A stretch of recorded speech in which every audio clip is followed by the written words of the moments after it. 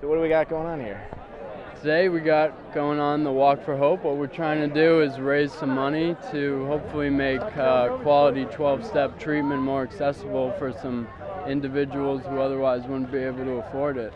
Now this is the first time that you guys have done it, right? This is the first time that we've done it. We're kind of picking it up for a previous organization called Number 16 that I personally attribute to the saving of my own life. I came down to their community years ago and they helped me in ways that are indescribable, and I feel I owe my life to them. So we're trying to do the same thing with Brook Retreat, which is what the walk is supporting today, and we're going to do our best to do it.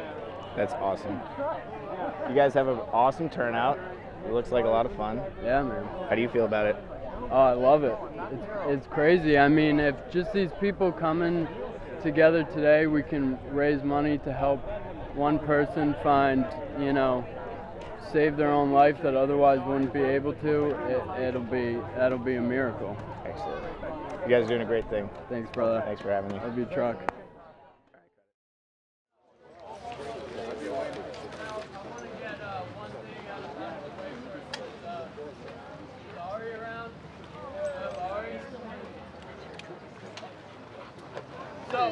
So almost to the day, five years ago, actually tomorrow, I drove around this lake with my mom, probably trying to get her to get me a new attire before going into treatment, which is crazy in its own right, but thinking that I would never get better from what I had going on. I thought it was an impossibility, and I had tried time and time again.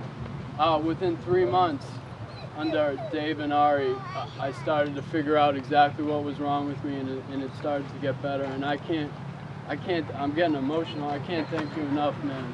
Me too. I can't thank you enough.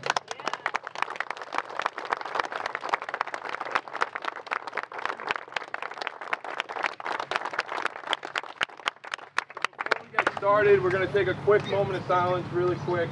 So everyone just take a minute real quick.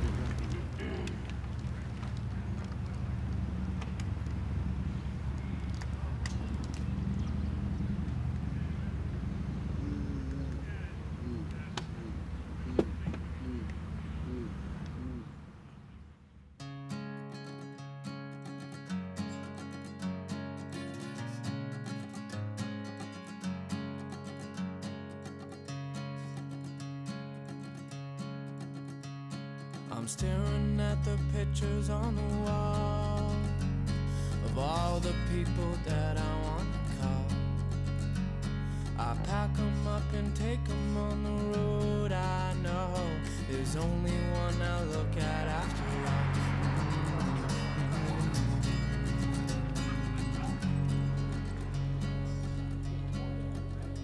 Like a board game, we are trying to find the words, collect our points and make each other hurt. Now your answering machine is all I ever get. I think it's best that I start kicking dirt.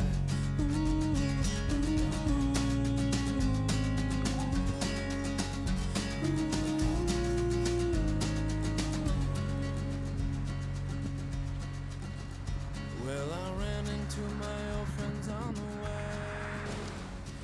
The alcoholic mind doesn't respond to reason. It's an irrational type of thinking that goes on in the mind of a drug addict or an alcoholic, in the way that you could have every reason to not get high, whether it's impending jail, impending loss of job, financial situation, or even death, I guess, at that point, and it just doesn't respond to reason. Your brain isn't going to react like a normal person's brain would. All right, so talk a little bit about what the goal of the Brook Retreat is. So we created an environment and a community, or at least are trying to, where people can come and actually be presented with a solution that can actually work to treat their alcoholism, so to speak, and drug addiction. And they can be happy and have a sense of purpose and not feel so terribly when they get sober or when they're high. They can have a stable, happy life, and they can have a group of brothers that they do it with, and you know, it's just amazing. Play Freebird. Stairway to Heaven? Yeah, do it.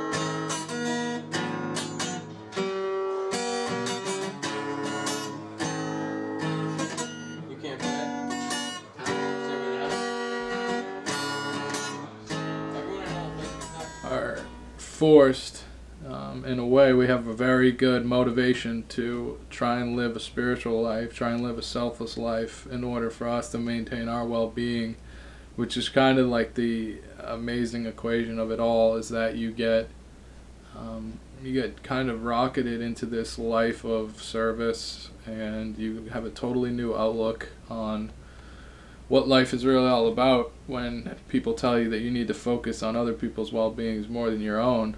I couldn't explain to you why at first, but just from doing this work, I started pretty quickly, honestly, to notice relief. And then I started to notice that I wasn't really thinking about getting high, and when I was thinking about getting high, it became pretty unappealing pretty quickly, which is no small feat for me.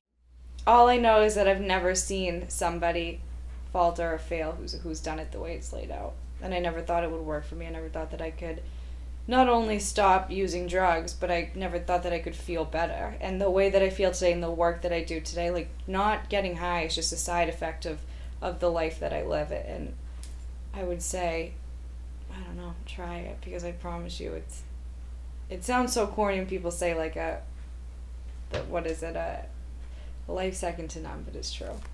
I don't know. That was great. Hi, I'm Ben. I thought it would be appropriate to pause for a moment and just take some time to explain the 12 steps to those who are unfamiliar. Here we go. Step 1. We admitted we were powerless over alcohol, that our lives had become unmanageable. This goes a little bit farther than just saying, yes, I have a drinking problem. What this really means is knowing deep down within yourself that you are, in fact, different from other people, that you can't use or drink or anything of that sort in safety. Step 2. Came to believe that a power greater than ourselves could restore us to sanity. The bare minimum that we ask of people is to just at least be willing to believe that I believe, or that a person bringing you through believes, and that they have gotten better, they have recovered. Step 3. Made the decision to turn our will and our lives over to the care of God as we understood Him. Now what that does is it basically says, I'm done trying to run this show.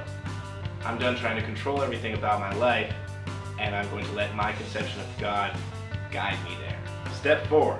Made a searching and fearless moral inventory of ourselves. What you do is you take every person, place, or thing, or idea, institution, anything of that sort that you have a resentment against, and you write it down. Step 5. Admitted to God, to ourselves, and to another human being the exact nature of our wrongs. Step 6. We're entirely ready to have God remove all of these defects of character. Step 7. Humbly asked Him to remove our shortcomings. 5, 6, and 7 are done together. This is where you read that giant personal moral inventory that you just wrote to either your sponsor or other qualified human being. Once done, you sit and you meditate for an hour, and I promise you, you will never have a clearer head than after you read this. Step 8. Made a list of all persons we had harmed and became willing to make amends to them all. Here's where the real fun begins. This is where you write down every person that you could possibly think of throughout your life that you have harmed. So you write this whole list and then at least become willing to go and make amends to them all. Step 9. Made direct amends to such people wherever possible, except when to do so would injure them or others. And then this isn't an apology. This isn't just going and saying, hey, my bad. Are we cool? Ask them if there's anything you can do, any action you can take to make this right. It's action that changes people. Step 10, continue to take personal inventory, and when we were wrong, promptly admitted it. You remember step 4? Basically, you do that again, except for the rest of your life, but every individual time. You don't have to write out 100, 600 people, you just write it each individual time. Step 11, sought through prayer and meditation to improve our conscious contact with God as we understood Him, praying only for knowledge of His will for us and the power to carry that out. This is another thing that you do continuously throughout your life. You're expanding your own conscious contact with your conception, whatever it may be, of God, of your higher power. And now that may be through meditation, through prayer, going to retreats, going to Tibet, going to church, temple, mosque, whatever you want. I am the black sheep of my family, being the only non-atheist. Step 12. Having had a spiritual awakening as the result of these steps, we tried to carry this message to all alcoholics and to practice these principles in all our affairs. You help other people, whether that be through bringing them through the steps, bringing them to a meeting, or just going to charity, helping out somebody less fortunate, or just helping out a friend. If somebody asks you for help and it is within your power to do so, say yes. I hope you enjoyed my explanations. Let's get back to the movie. You know, I was the type of kid who said, I'll never do drugs, I'll never smoke weed, I'll never drink. And, you know, playing hockey, you know, I played with older kids and, you know, they were experimenting and whatnot. And, you know, I'd say it was the summer before my freshman year of high school. And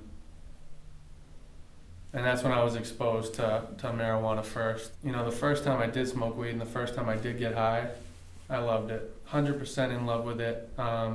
It was like, you know, I found the missing piece to the puzzle, you know, inside. And I'm not sure if that's a normal reaction to it or not, but I remember thinking I need to feel like this all the time.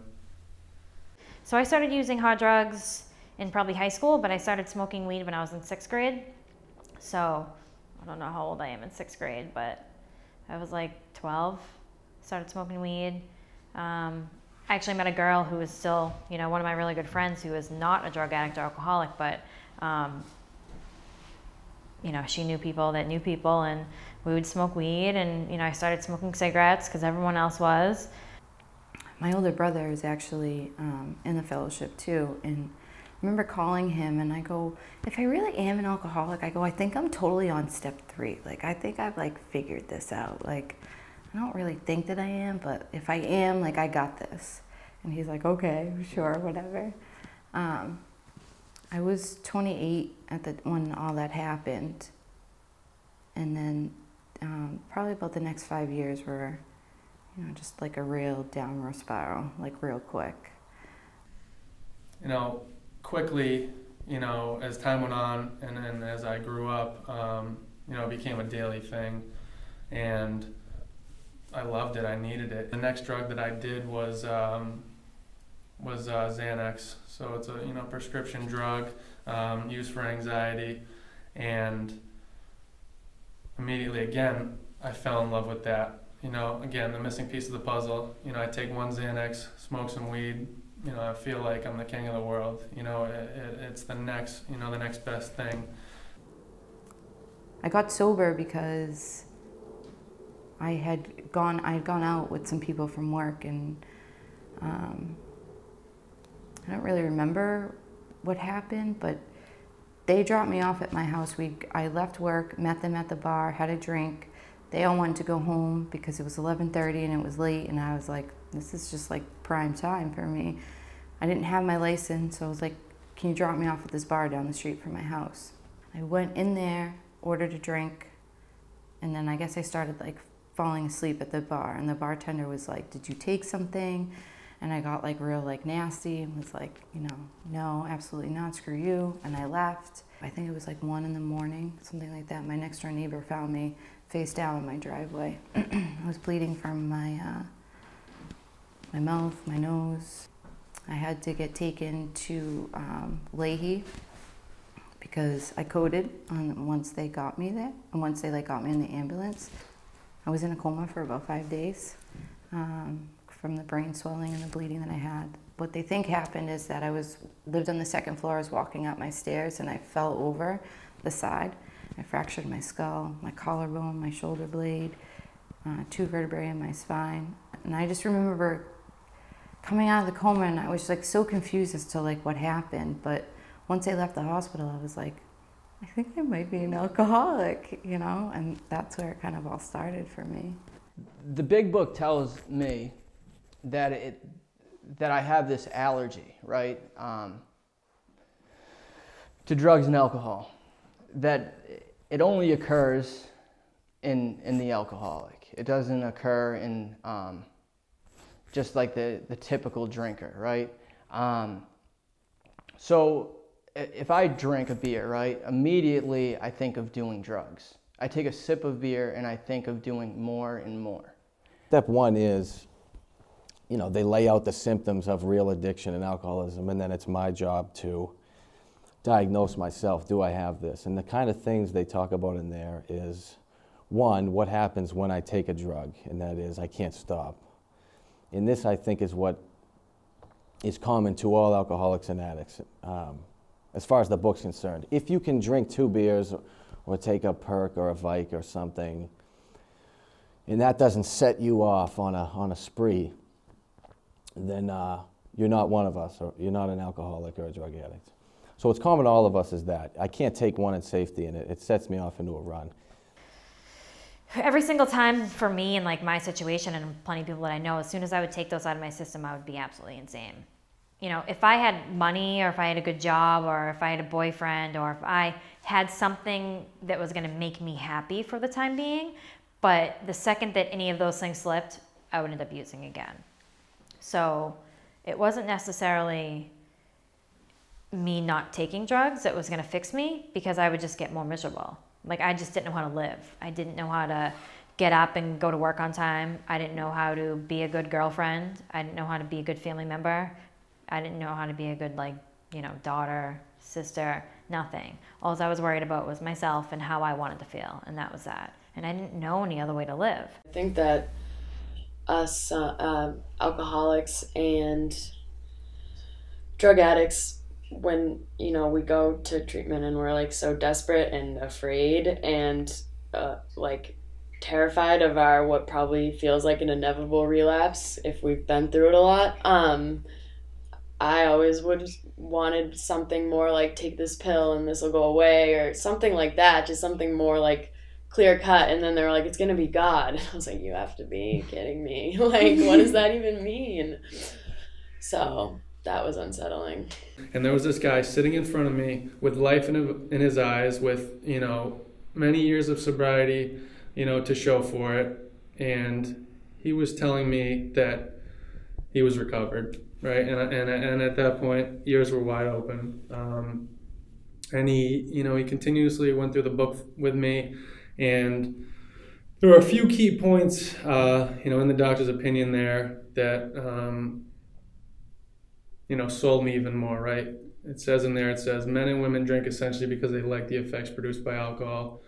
And I was like, oh my God, that is it. That is why I get high. That is why I drink. That's why I like mind-altering substances, because it works, right? And I would tell the psychiatrist that, and I'd tell the doctors that, and they look at me like I was crazy. But this dude is telling me that's why I get high. That's why I drink, because I like it, right? And this book that was written, you know, in the 1930s is telling me that, right? I'd like to say that I see people change doing this. Change in ways that I really can't explain. And it gives me hope, I would say. Because I've seen so many people change, you know. I saw my best friend change, which made me want to get better. Because I saw what he was doing and it wasn't him, you know. What I do in the process is what helps me, how much effort I put into it. So, I mean, honestly, for a drug addict or an alcoholic who's tried a lot of other things, why wouldn't you try this?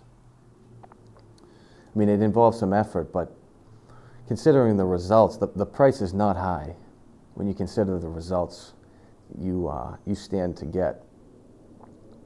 And that's what I would say. I mean, now I've come to a point, and you don't have to, and you know, it doesn't mean everybody has to. But considering the results I got out of this, considering the experience I had, it's hard for me to deny that there may be a God, and that may have been what helped me. But when I was in the process, by no means did I believe that. I didn't believe it. I didn't believe it was going to happen, but it happened anyway. So, that's it, dude. Yeah, let me do that again. See it well? Sorry, I'll never correct you like that again. It's alright, I used to do that. Yeah. Try not to. Pushing it, Will.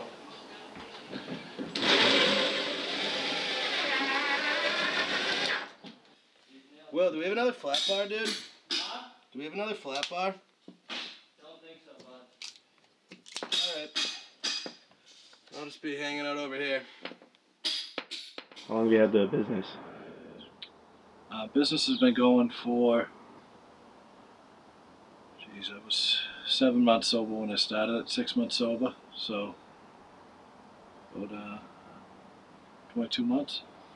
Okay. Almost 2 years. And how long did you didn't have it before you got sober? You didn't, I did, I tried, but it was always nightmares. Like, it was always, it was never consistent, you know, well. It was trying to throw something together to keep the money flowing, to keep my lifestyle up, which it never worked. Yeah. But I did some I had a roofing business for a while. That was just a complete abomination, and you know, I tried some other carpentry things, but I couldn't keep help, couldn't keep anyone. It was just a disaster. Yeah. Ari actually gives a shit about his workers and like wants them to do well. Like even when they're not at Pomos, you can tell that like he wants them to do well in life. Beyond that, he teaches us like life lessons here. I try. It's true though. I try. Whether you listen or not is another thing, but I do listen. How did you come about the shop? Well, the way I came about being here in this restaurant, it's a somewhat long story. I'll try and shorten it.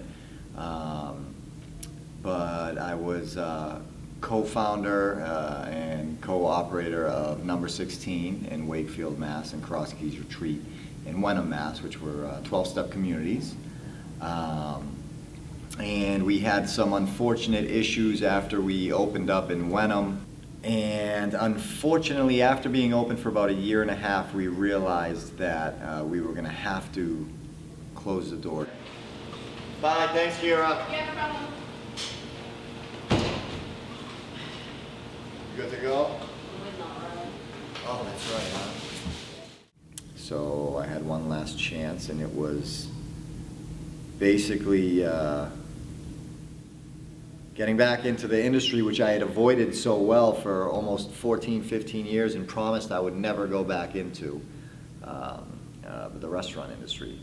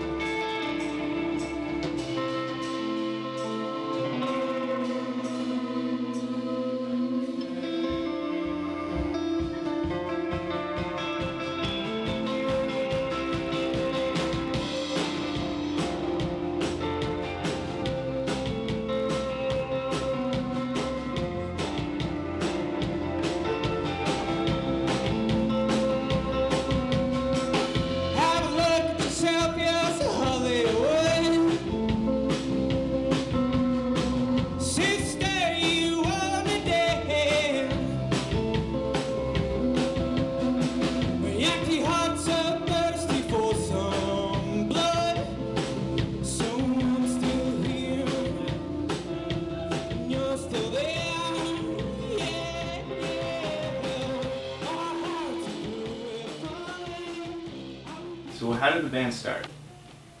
I was managing 16, and I had some tunes I was playing in my room. Colby's old band just broke up. I think he just like wandered into my room one day, kind of like lost. He hadn't been playing in a band in like a little while, and he was like, I like that. Yo, we should record that. And then we just kind of started practicing on a couple songs. And yeah, slowly but surely we started practicing and came up with some structures of songs and recorded them. It was like our first album we recorded a few years ago, and then we met Danny.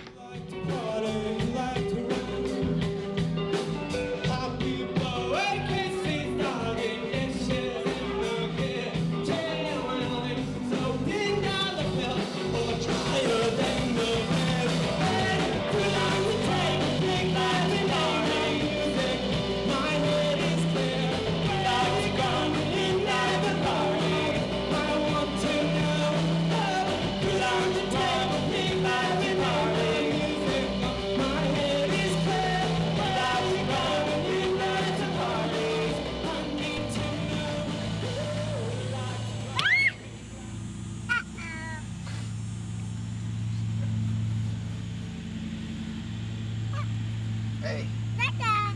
Evelyn, can you pat it down? Pat it down.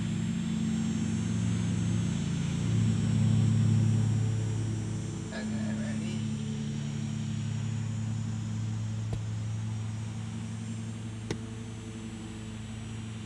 Oh no! It didn't work. Pat it down.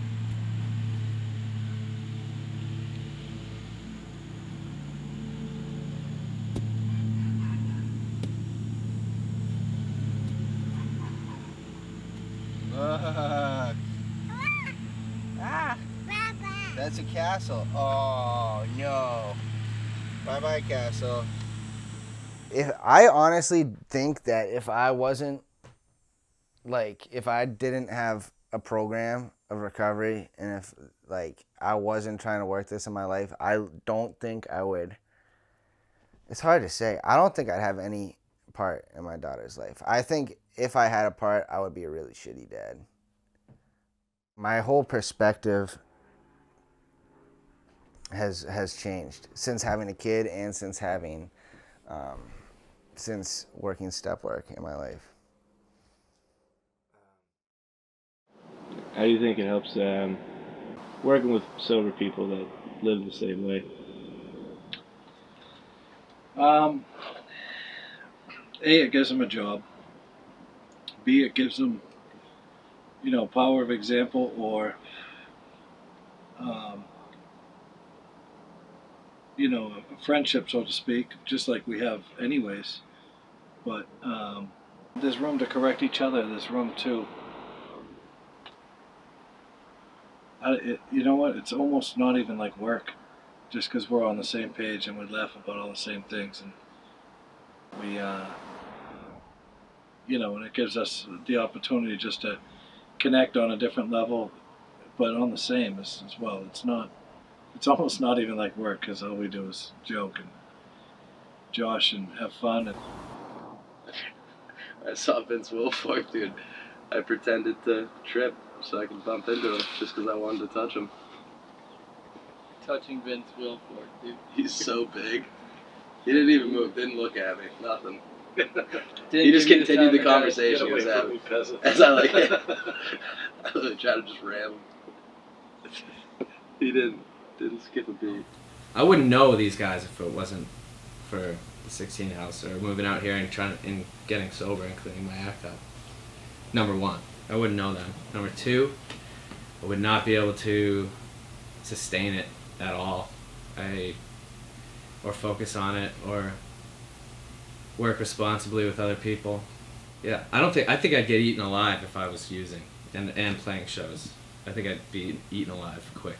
Before I went to 16, I mean, like, since I was a little kid, music was like the thing that I wanted to do with my life. I spent hours and hours and hours playing, practicing, playing with like as many bands as I could. And as I got older and kind of got more into drugs and alcohol, like, I literally got to the point where I physically couldn't play my drums anymore. Like, whether I was high or not, like I couldn't do it. The step process has really enlarged what I thought was like driven by drugs and alcohol. Being sober and having a spiritual connection has like enlarged my entire like vision and outlook on what could possibly happen with like a career in music. It doesn't hinder it at all. Getting sober, like this time around, it's like all these huge things happened. Like my daughter's born, and then I move in with my girlfriend at the time, who's now my fiance, and then I propose to her, and like all these situations that like are terrifying, but and I mean that like they're terrifying to me at least, and then I like live through them, and then you get to the other side and you look back and realize how beautiful it is, and you grow from that. It's something else, man. All right, so how do you bring this spiritual way of life into the workplace, or You know, in the beginning it was very difficult because I was coming into a business that was already in full swing and that was pretty busy. So personally, I did a shit ton of praying, and I wrote a lot of inventory whenever I could. I mean, the first, 5-6 months, at least the first 4 months, I was, and this is no exaggeration, I was here at 6:30 in the morning and I would leave at 10:30 at night, 7 days a week. There were times where I would run into the bathroom and drop to my knees and cry and pray, and that's the absolute truth.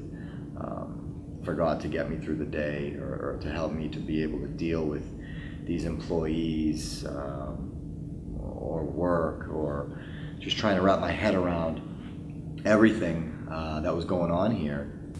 And I got some new people in here, and we started praying together every morning. So that was very special. And yeah, normally every morning, usually right around 9:15, when all the kitchen guys are in, we'll go in the back of the kitchen, we'll all hold hands, and one of us will say a prayer out loud, and that kind of sets the mood for the day and sets the tone. When we first started praying, one of the prep guys, he wanted nothing to do with it. We'd ask him every morning, Leo, come on, buddy, let's go, we're gonna do prayer. No, I'm all set. No, I'm all set. No, I'm all set. Okay? We stopped asking. About 3 weeks into it, one morning, we went to pray, we didn't even ask him, and he came over, and we were like, yeah, it was pretty cool. When you're playing music or you're creating your art in whatever form it is, I think that it's important to be able to take a look at yourself and kind of examine that stuff as you're playing or as you're, creating your art. And I think that, like, while, being able to use spirituality to take a good look at yourself and then kind of translate that into your playing or your writing or whatever it is, really comes across. And I think it's definitely a good tool to have when you're a musician or an artist in any way. First of all, I was promised that I wouldn't obsess over using, number one. And that was one of the first things I lost, was the obsession, which I didn't think was possible, first of all. I didn't think it was possible to wake up and not think about getting high or drunk. So, number one, I got that out of it. Number two, I got those promises that you could, so long as I put this stuff first, I can do anything I want with my life. I can go anywhere I want. I can be in front of alcohol and not crave it or find it attractive. And that stuff was just the basic promises that I got, and everything else was the icing. All the meeting Colby, meeting the guys in the band, being able to play music, being able to live on my own, and enjoy life, have new relationships with not only other drug addicts but like other normal people, comfortably, like that stuff all held true, and that's what attracted me to the whole idea. And I would not be here talking to you if I hadn't made that decision with an open mind.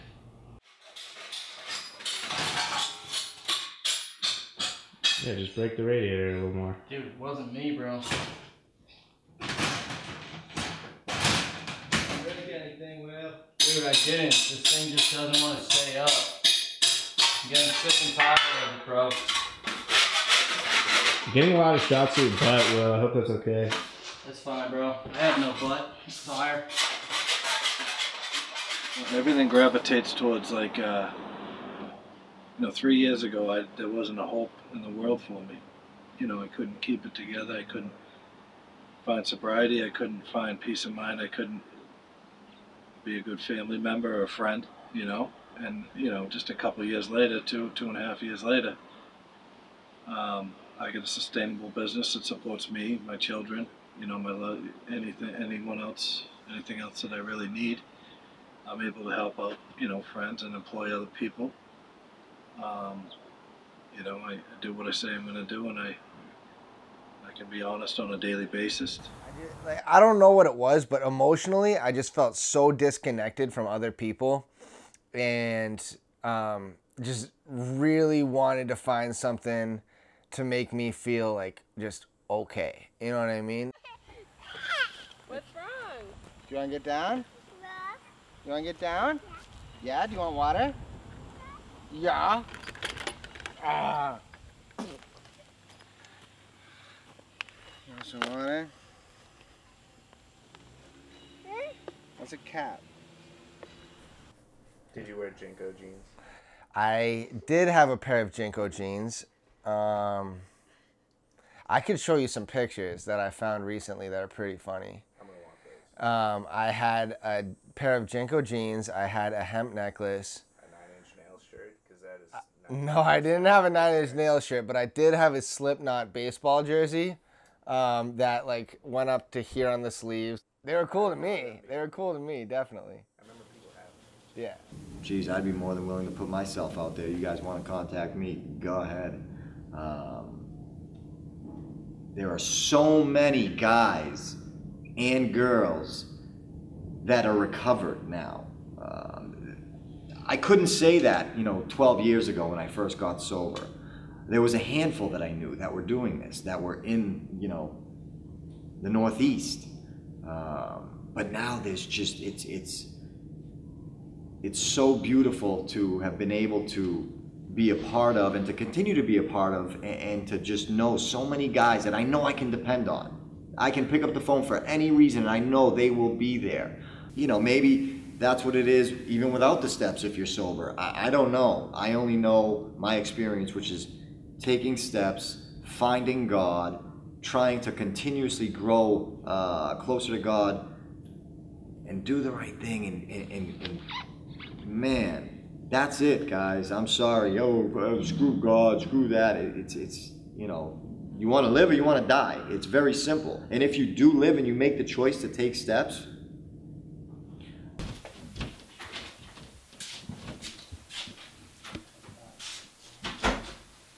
Don't record me right now, bro. It's break time. What do you mean break time? Downtime. And whether I'm doing what I'm doing now or if I'm, working at a farm for $10 an hour, I take pride in my work, and then everything's just going to be okay. And I'm somebody today, I mean something to somebody. And I'm a positive example, and people want me around, more than anything, whether it's the business aspect of it or not, like we're a quiet people. We were all just lost, and it's possible to actually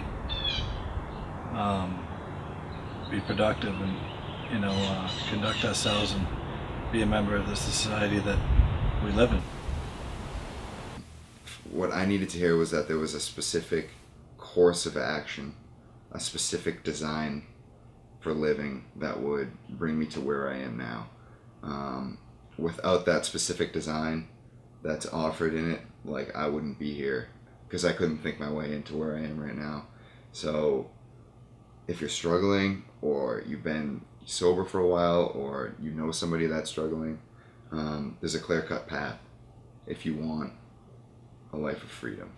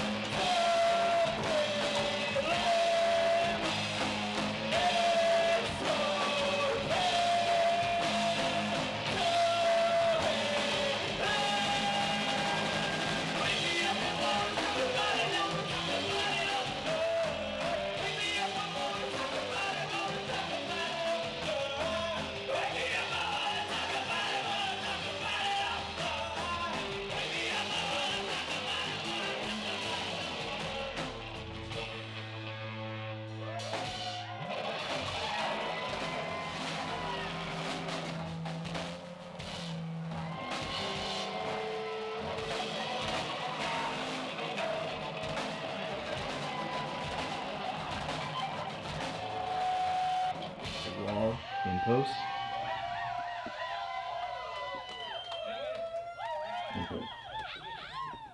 D-roll. D-roll. Little D-roll. That's evil. D-roll. It's not like I had to change who I was. It's like I literally like found who I was. Like I never knew who I was before. Like I didn't want to admit who I was. And I'm still like, that's like a constant journey. I think like that doesn't just like happen, but I think that like given working, you know, given like all of this that's happened since I got sober and since like fatherhood, I'm like honestly starting to get like an actual sense of like the actual person I am. And I still like heavy metal and horror movies. Fucking mailman.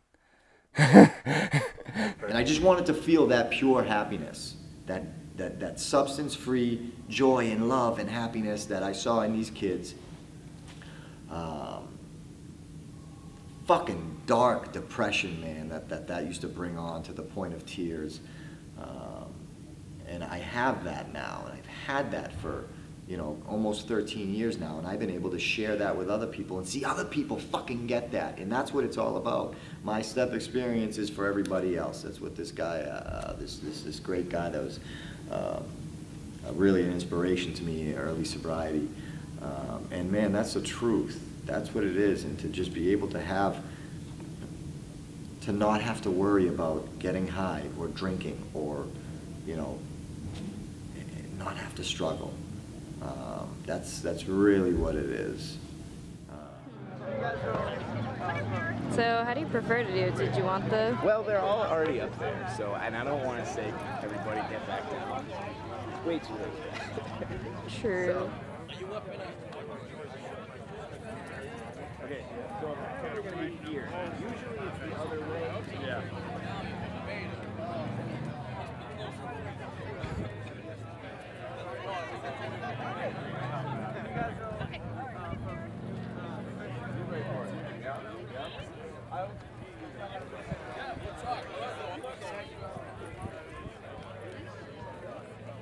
Ben, just direct us, man, as needed. Okay.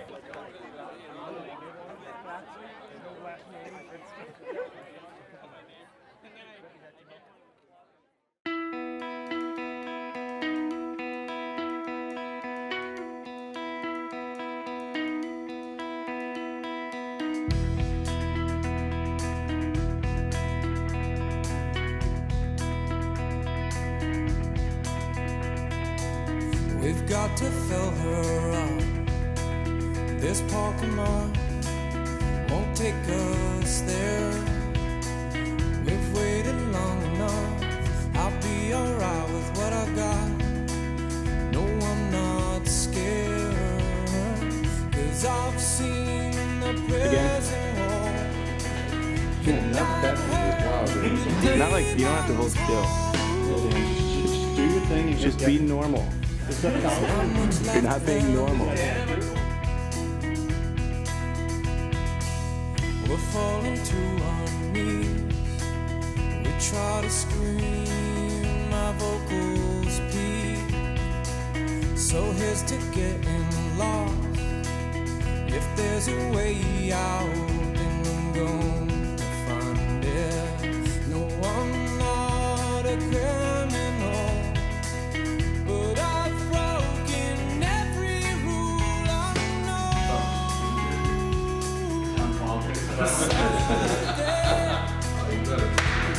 Can I give a shout out to my boy? Shout out to him. Appreciate it.